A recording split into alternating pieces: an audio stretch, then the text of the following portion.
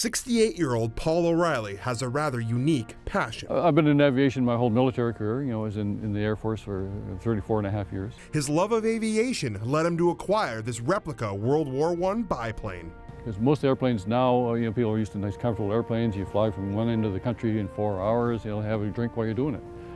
They're not sitting on a piece of wood doing 60 miles an hour and somebody shooting at you. And over the last couple of years, Paul and his plane have been training for a very special mission. We're all Canadians. We're all ex-military. In 2017, Paul and 3 of his friends planned to fly over Vimy Ridge to commemorate the 100th anniversary of the battle. I'm honoring a Canadian from Vancouver, Duncan Bell Irving, who was the first Canadian ace in the Royal Flying Corps.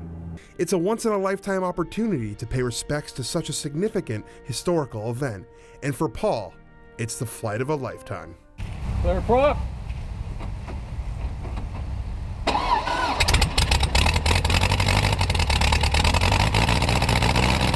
For the last 2 years, Paul and his team have been prepping for their flight, which they hope to pull off in front of a very large crowd.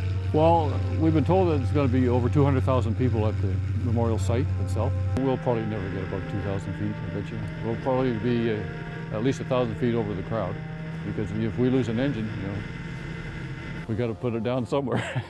The plan is to ship the planes to France early next year in a military transport plane. Going to pick us up at some point, probably either here or Vancouver area, in a C-17, an Air Force large lift aircraft, take us over to Vimy Ridge, somewhere in France, over the winter, date yet to be determined.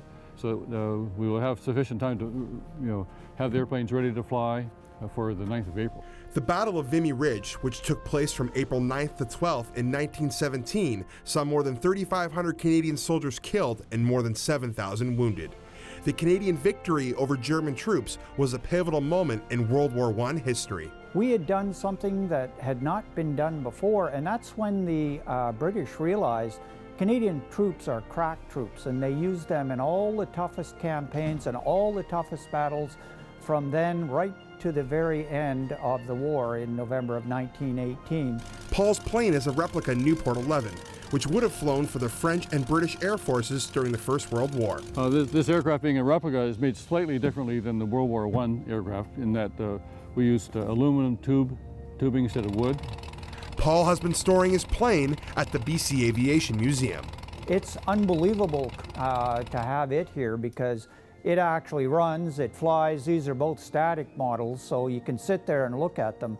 But to actually see them in the air actually is an inspiring view. During the First World War, planes like Paul's would have been key to gathering intelligence on the enemy. Well, of aircraft at the time of Vimy Ridge was twofold. The primary one, and the reason they actually used airplanes in the war, was to do reconnaissance behind the enemy lines. Where are the troops gathering? What kind of munitions do they have? Where are the big guns? Although Paul won't have to worry about being shot at when he flies over Vimy, there's still a lot of danger to this flight. Well, it has a ballistic parachute in it. It's mounted in behind the seat underneath the fuselage in this area here. In fact, there's a handle in the cockpit here where if I deem it necessary, say I've had a mid-air collision with somebody else, the wings come off, and I just pull a handle here. I only have to move it, maybe a half an inch.